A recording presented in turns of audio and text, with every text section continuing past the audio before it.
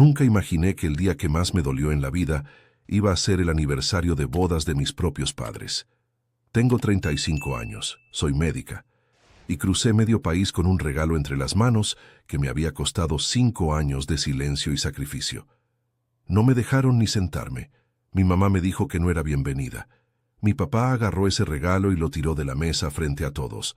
Me agaché, lo recogí y me fui sin decir una sola palabra. Lo que no sabían es que adentro de ese paquete dorado estaba la verdad que iba a cambiarlo todo. Y cuando la descubrieron, manejaron 10 horas seguidas para llegar a mi puerta. Pero antes de continuar, checa si ya estás suscrito al canal y escríbeme en los comentarios. ¿Desde dónde estás viendo este video? Nos encanta saber hasta dónde están llegando nuestras historias. Crecí en Salamanca, una ciudad del Bajío guanajuatense que parece más grande de lo que es. Mi papá, Rogelio, era mecánico. Mi mamá, Sofía, trabajaba medio tiempo en la caja de una farmacia del centro. Teníamos lo suficiente, pero lo suficiente nunca sobraba. Había una regla no escrita en nuestra casa.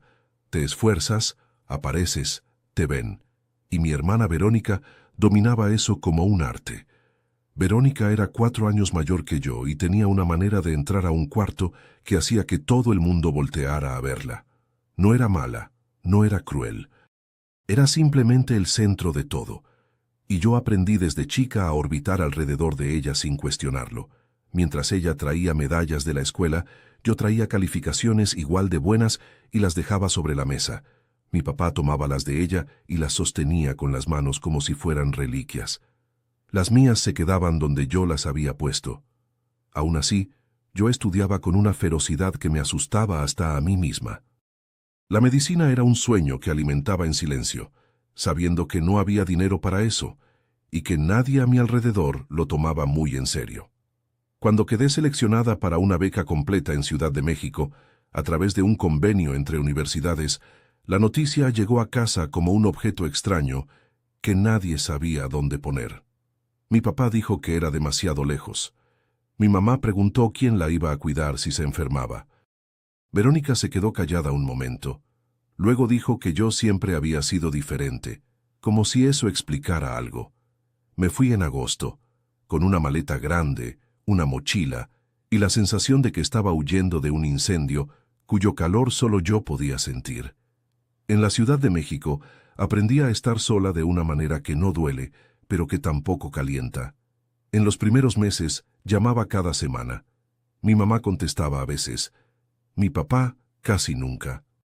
Cuando hablaba con Verónica, ella decía que estaban bien, que estaban ocupados, que no me preocupara. El problema con esa frase es que puede significar cualquier cosa. Con el tiempo las llamadas se fueron espaciando, y yo las fui dejando, porque tenía exámenes, guardias, prácticas, y un cansancio que no tenía dónde posarse. En el tercer año de la carrera, recibí un mensaje de mi tía Consuelo, hermana de mi mamá. Llevaba mucho tiempo sin llamarme, así que cuando su nombre apareció en la pantalla, sentí que algo se apretaba en el pecho antes de contestar. Ella me habló con cuidado, eligiendo cada palabra, diciéndome que mis padres estaban pasando por dificultades serias. El crédito de la casa llevaba 4 meses en atraso. Mi papá había dejado de trabajar por un problema en el hombro que necesitaba cirugía, y ya no podía cargar el peso de las piezas. Mi mamá había sido despedida de la farmacia cuando la cadena fue comprada por otra empresa. La situación era grave. El banco ya había mandado aviso de cobranza. Me senté en la orilla de la cama de mi cuartito de estudiante en la colonia Doctores, con la ventana abierta y el ruido del tráfico allá abajo, y me quedé mirando la pared por un tiempo que no sé medir. Luego llamé a su banco. El ejecutivo del banco se llamaba Ernesto. Fue directo. 4 mensualidades en atraso. La quinta a punto de vencer. Proceso de regularización en curso. Si no había pago en 30 días, se iniciaría el proceso de recuperación del inmueble. Pregunté si era posible regularizar la situación a través de un tercero. Me dijo que sí, siempre y cuando el titular autorizara o yo fuera un familiar con poder notarial.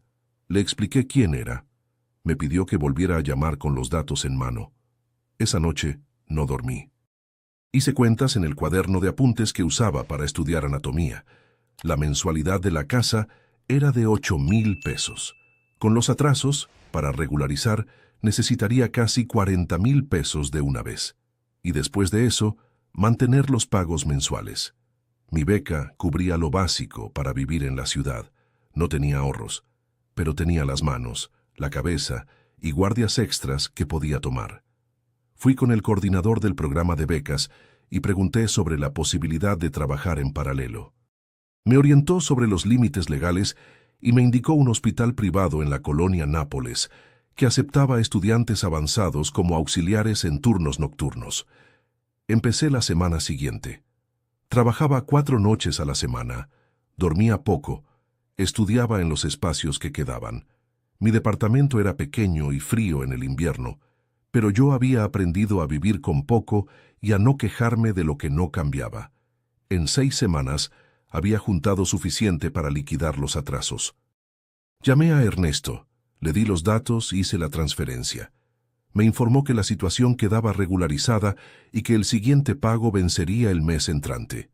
Después de eso, tomé una decisión que nunca le conté a nadie, excepto a mi tía Consuelo, y aún así le pedí que no dijera una sola palabra.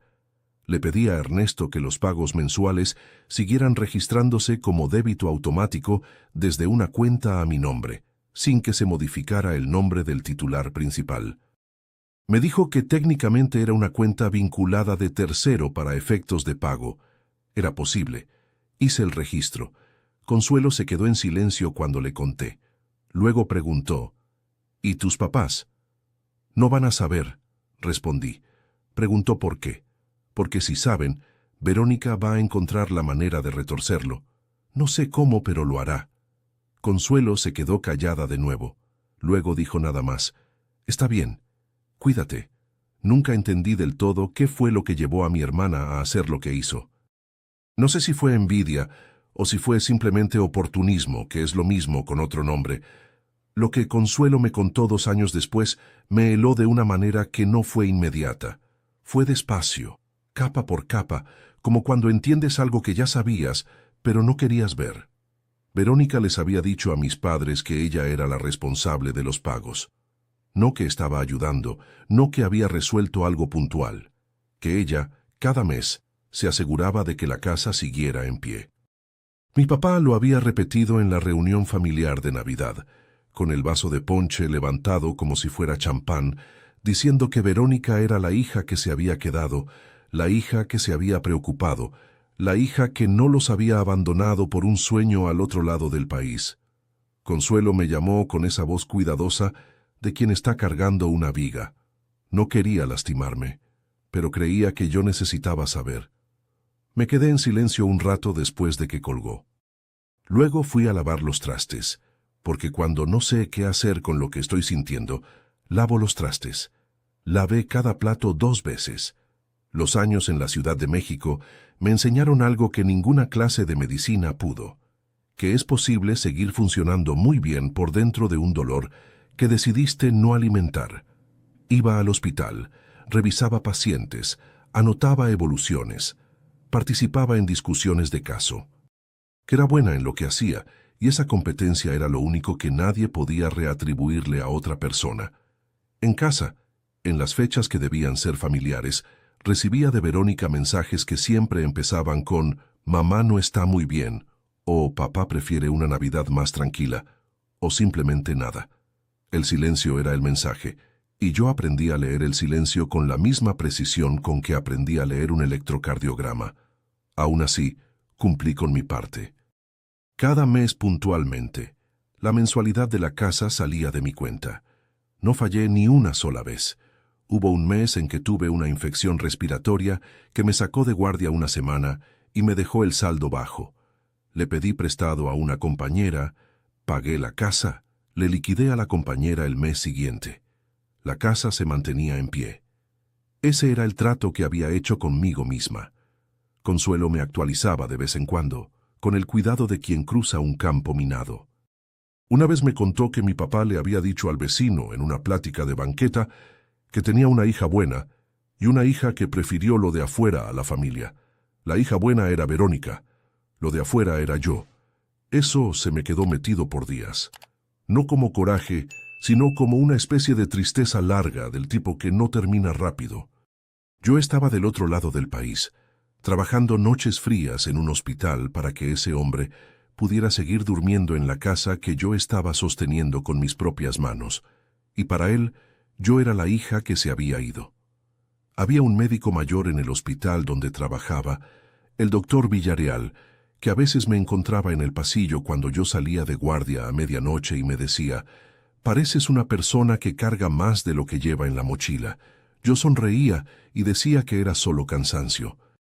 Él no insistía, pero miraba con ese tipo de atención que tienen los médicos viejos, esa que pasó años entrenándose para no pasar por alto las cosas.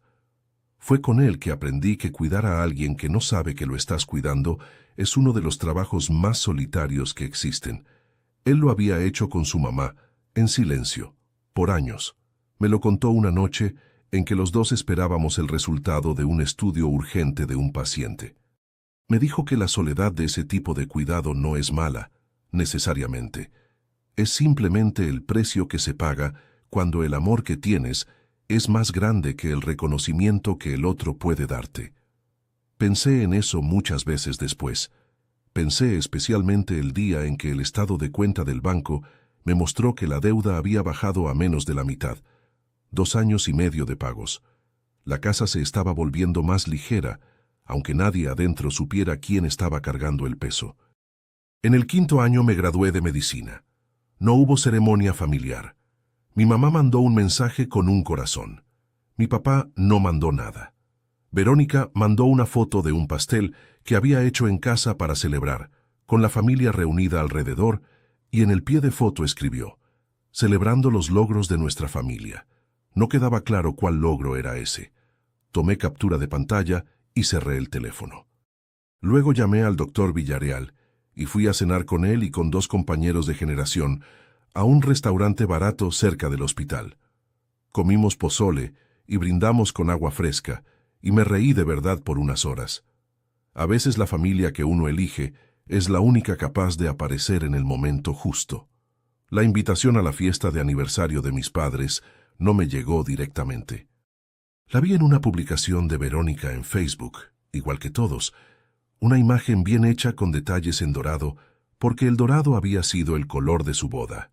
45 años atrás, familia reunida, fecha marcada, la dirección de siempre. En los comentarios, primos confirmando asistencia, vecinos preguntando qué llevar, mi tía Consuelo con un emoji de corazón. Ningún mensaje para mí. Me quedé mirando esa imagen un rato. Luego llamé a Verónica. Contestó con una voz que reconocí de inmediato. Esa voz de quien está administrando algo, y fue interrumpida. Dijo que no creía que yo quisiera ir, que el viaje era largo, que papá prefería algo tranquilo. Dijo que era mejor que le llamara el día para felicitarlos. Respondí que iba a estar ahí. Se quedó en silencio un segundo, el tipo de silencio que dura más de lo que debería. Luego dijo que estaba bien, que solo estaba tratando de ahorrarme a mí y a todos una situación complicada. Pregunté qué había de complicado en que una hija se presentara en el aniversario de sus propios papás. No respondió eso directamente. Dijo que me iba a mandar la dirección, como si yo hubiera olvidado dónde vivían mis padres. Esa semana llamé al banco y le pedí a Ernesto el historial completo de pagos de los últimos 5 años. Cada transferencia, cada fecha, cada monto, con mi nombre como origen. Pedí también la constancia de liquidación del crédito, porque el último pago había salido 3 semanas antes. La casa estaba completamente pagada. Ernesto se quedó callado un momento. Luego preguntó: ¿puedo saber por qué hasta ahora? Respondí que era el momento. Me dijo que prepararía todo con apostilla y notariado, y que podía recogerlo o recibirlo por mensajería. Le pedí que lo enviaran a la Ciudad de México con urgencia. El sobre llegó 5 días antes del vuelo. Era grueso, firme, con el sello del banco en la parte de arriba. Lo abrí en la mesa de la cocina, con un café al lado, y fui pasando cada página. 62 meses de pagos, mi nombre en cada línea, el monto total, una cifra que me llevó varios segundos aceptar que de verdad había sacado de mi propio bolsillo, guardia a guardia, a lo largo de más de 5 años. Escribí una carta. Me llevó 3 intentos llegar a una versión que no fuera ni agresiva ni demasiado sentimental. Era una carta directa, honesta, sin adornos. Contaba lo que había hecho, por qué lo había hecho sin decirlo, y lo que esperaba que ellos entendieran al leerla. No era una disculpa ni era un cobro. Era simplemente la verdad, puesta en frases sencillas, en un papel de carta blanco que compré en una papelería cerca del hospital.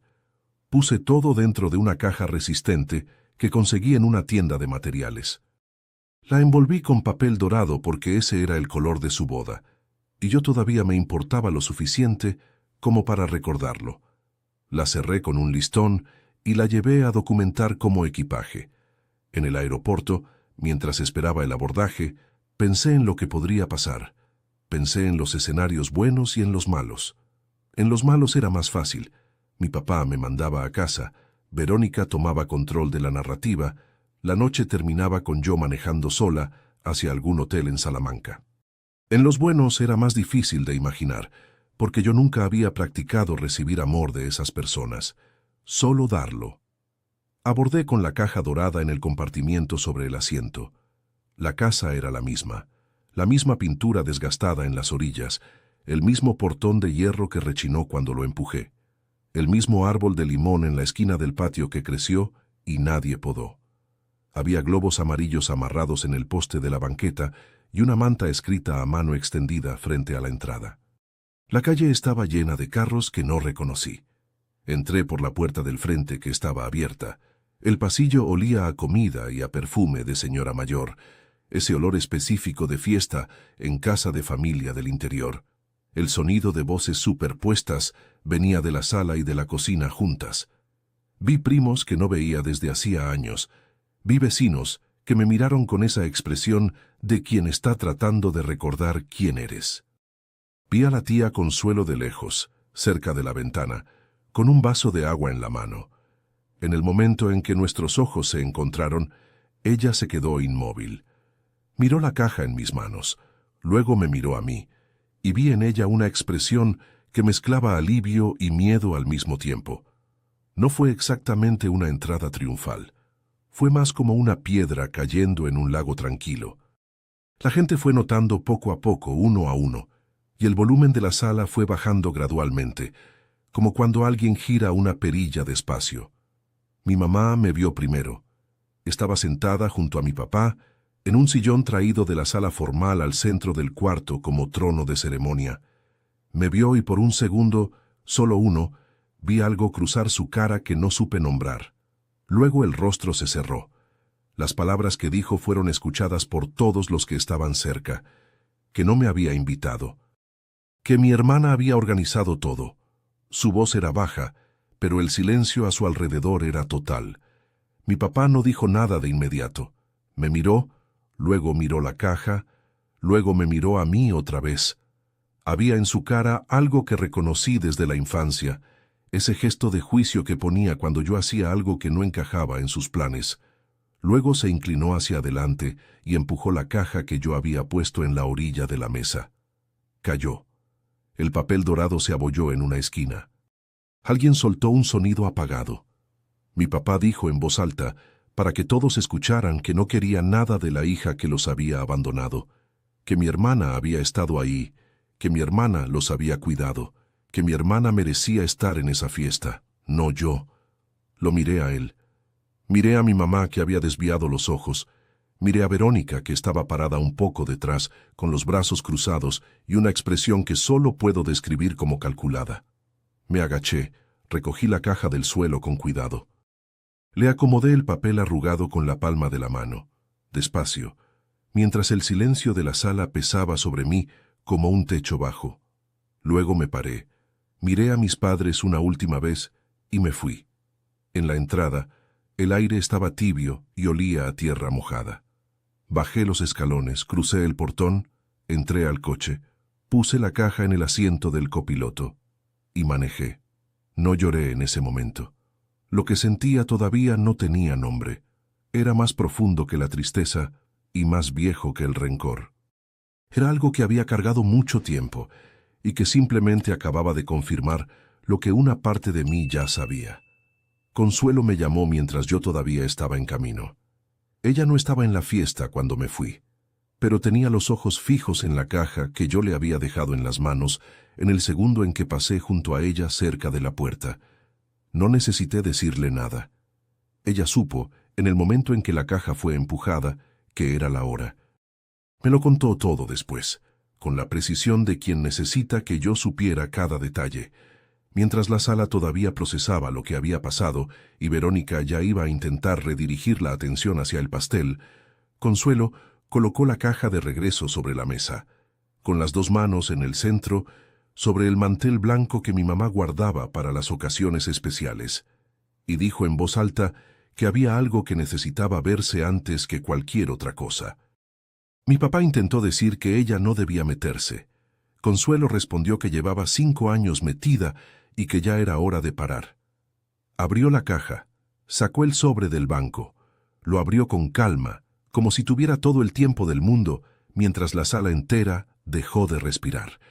Empezó a leer la constancia de liquidación del crédito, mi nombre, el monto total, la fecha del último pago.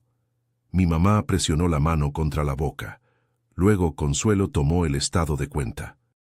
62 meses de transferencias, cada una con fecha y monto, cada una con mi nombre en la columna de origen. Leyó los primeros 10 en voz alta, luego le mostró el fajo a la sala. Dijo que había 52 más iguales. El primo Héctor, al que no había visto desde adolescente, dijo en voz baja algo que Consuelo no repitió, pero que por el tono era una mala palabra de asombro. La vecina doña Refugio estaba con las manos sobre el pecho. El tío Aurelio, hermano de mi papá, había empujado su silla hacia atrás y miraba a Verónica con una expresión que yo nunca le había visto. Mi papá le preguntó a Verónica, con una voz que Consuelo describió como completamente plana, casi sin sonido, si tenía algo que decir. Verónica dijo que ella había ayudado de otras formas, que el dinero no lo era todo, que ella había estado presente y que eso era lo que importaba. La tía Remedios, que tenía 72 años y no perdía oportunidad de decir exactamente lo que pensaba, preguntó si la presencia pagaba la hipoteca. Nadie se rió, pero tampoco nadie defendió a Verónica. Consuelo entonces tomó la carta, mi carta, la abrió con cuidado, dobló el papel para tener buena posición de lectura y empezó. Su voz se quebró en la tercera frase, pero siguió. Leyó la parte en que yo decía que no me había ido porque no me importara, sino porque desde lejos podía ser lo suficientemente fuerte para cuidarlos. Leyó la parte en que decía que la casa era de ellos, que siempre lo había sido, que yo solo me había asegurado de que nadie pudiera quitársela. Leyó la última línea que no voy a repetir aquí, pero que Consuelo me dijo después que fue la línea que hizo que mi papá pusiera la mano sobre los ojos. Cuando dobló la carta de vuelta, la sala estaba destrozada. No hay otra palabra. La mitad de la gente tenía los ojos rojos. El pastel estaba intacto. La manta en la entrada se mecía con el viento por la ventana abierta. Verónica agarró su bolsa y se fue por la puerta de atrás sin decir una palabra. Consuelo dijo que nadie fue tras ella. Mi papá tomó su celular. Yo estaba en la sala de espera del aeropuerto cuando sonó el teléfono. Vi el nombre de mi papá en la pantalla y me quedé mirándolo timbrar. Luego paró. Luego timbró otra vez. Luego el nombre de mi mamá. Luego silencio. Abordé con ese silencio dentro de mí como un peso que cambió de lugar, pero no desapareció. El vuelo de regreso a la Ciudad de México duró 2 horas. Pasé la mayor parte con los audífonos puestos y sin música, mirando la oscuridad afuera. No estaba enojada. Estaba con ese tipo de agotamiento que llega después de años haciendo fuerza en una dirección que nadie veía. Llegué al departamento, calenté agua para té, me senté en la cocina y estuve en silencio mucho tiempo.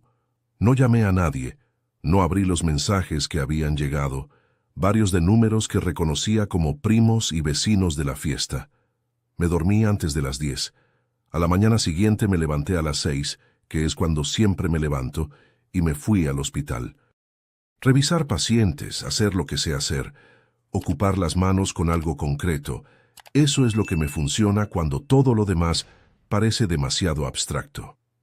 El doctor Villarreal me dijo durante el descanso que parecía alguien que había pasado la noche dentro de una tormenta. Respondí que más o menos había sido eso. Él hizo lo que siempre hacía. Se quedó callado un momento. Luego preguntó si quería café. Tomamos café en el pasillo en un silencio cómodo. Consuelo me llamó esa tarde.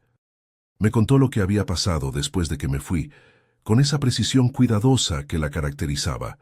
Me contó sobre el silencio que se quedó en la sala, sobre la gente yéndose poco a poco, sobre mi papá sentado en la mesa con los estados de cuenta en la mano, leyendo cada página. Me contó que mi mamá había tenido la carta abierta frente a ella durante horas, sin soltarla. Me contó que mi papá había llorado. Eso me detuvo, no de forma sentimental, sino de forma real, concreta. Mi papá era un hombre al que yo nunca había visto llorar en 35 años, ni en el velorio de su propio padre, que yo recordaba vagamente. La imagen de él llorando sobre los estados de cuenta del banco era una imagen que necesité tiempo para poder sostener. Consuelo me dijo que habían salido en coche en la madrugada, que no habían llamado antes, que mi mamá había vuelto a envolver la caja dorada con cinta nueva porque el papel se había arrugado cuando cayó, y que los dos habían subido al coche a las 3 de la mañana con un termo de café y la dirección que mi hermana había dejado escapar una vez en una conversación familiar. 14 horas de carretera. Yo todavía estaba procesando eso cuando Consuelo colgó. Fui hasta la ventana del cuarto y me quedé mirando la calle abajo. Era día entre semana, gente pasando, un camión de basura a lo lejos, una señora con una bolsa del mercado esperando el semáforo. La vida ordinaria ocurriendo sin pausa, indiferente a todo lo que estaba pasando dentro de mí. Pensé en qué iba a decir. Pensé si había algo que decir. Pensé si estaba lista para escuchar. Pensé en el doctor Villarreal diciendo que el amor que es más grande que el reconocimiento que el otro puede darte tiene un precio, y que el precio es la soledad. Pero que el amor igual vale la pena, no porque el otro lo merezca, sino porque tú mereces ser la persona que ama de esa manera. Fui a preparar la cena. Arroz, frijoles, un huevo, la comida más sencilla que existe y la más reconfortante. Lavé los trastes después, despacio. A las 11 de la noche, el teléfono volvió a sonar. Era mi mamá. Esta vez contesté. Dijo mi nombre. Solo eso, al principio. Nada más Valeria con esa voz que tiene cuando está en el límite de lo que puede aguantar. Luego dijo que estaban frente a mi edificio, en la Ciudad de México. Que habían tomado un vuelo. El 1 de la mañana después de manejar toda la noche hasta el aeropuerto de Guadalajara, porque no había boletos directos desde Salamanca, que llevaban media hora parados en la banqueta sin poder subir. Bajé. Estaban abajo, del otro lado del portón de vidrio. Mi papá con la misma camisa de botones de la fiesta, arrugada del viaje. Mi mamá sosteniendo la caja dorada contra el pecho, el papel remendado con cinta nueva. Presioné el botón, el portón se abrió. No fue una escena de telenovela. No hubo carrera ni abrazo dramático. Los tres nos quedamos parados en el pasillo de entrada del edificio, bajo una luz fluorescente pálida, mirándonos. Mi papá abrió la boca una vez, la cerró, la volvió a abrir. Dijo que había empujado lo más importante que tenía fuera de la mesa con su propia mano, y que eso no se le iba a ir de la cabeza mientras viviera. Mi mamá dijo que se había quedado sentada mientras eso pasaba, y que ella tampoco se perdonaba por eso. Los escuché, no interrumpí, no completé las frases, no dije que estaba bien porque no estaba, pero hice lo que mi profesión me enseñó a hacer cuando una persona necesita ser escuchada de verdad. Me quedé callada y dejé que cada palabra encontrara su lugar. Luego los llamé a subir, calenté agua para té, puse 3 tazas en la mesa de la cocina, la misma mesa pequeña donde había comido sola tantas noches. Nos sentamos. La caja quedó en la orilla del mostrador. el papel dorado con el remiendo de cinta que mi mamá había puesto con cuidado. Ese detalle, ese gesto de reparar el papel arrugado, me dijo más sobre lo que había cambiado que cualquier palabra que pudieran haberme dicho. Hablamos mucho tiempo, no de forma intensa todo el rato, también hubo momentos sencillos, mi papá preguntando del hospital, mi mamá queriendo saber cómo había aprendido a preparar ese té. Pero también estuvieron las cosas que necesitaban decirse. Les dije lo que yo necesitaba, no como ultimátum, sino como verdad, que no quería volver a ser la hija invisible, que invisible no significaba ausente, que yo nunca había estado ausente de verdad, y ellos tenían la prueba en 62 páginas de estados de cuenta, que lo que yo necesitaba era que me vieran cuando estuviera en el cuarto, no solo cuando demostrara algo. Mi papá se quedó en silencio un rato después de eso. Luego dijo que toda la vida había valorado lo que hacía ruido, porque lo ruidoso era lo que él sabía reconocer, y que se había pasado 35 años sin aprender a reconocer lo que era silencioso y constante. Dijo que era tarde, pero que no estaba terminado. Fue el discurso más largo que le escuché en toda mi vida. Mi mamá durmió en el sofá con una cobija que saqué del closet. Mi papá durmió en el sillón con otra cobija. Yo dormí en mi cama por primera vez, sin ese peso largo en el pecho que había cargado durante años, sin darme cuenta de que tenía nombre. En los meses que siguieron, las cosas cambiaron. No de golpe, no de forma dramática, sino de forma real. Mi papá llamaba. No cada semana al principio, pero fue aumentando. Mi mamá mandaba audios cortos sobre cosas pequeñas, el perro del vecino, una receta que le había salido bien, una mariposa monarca que había pasado por el patio. Cosas pequeñas, cosas reales. Fui a Salamanca en las fiestas patrias del año siguiente.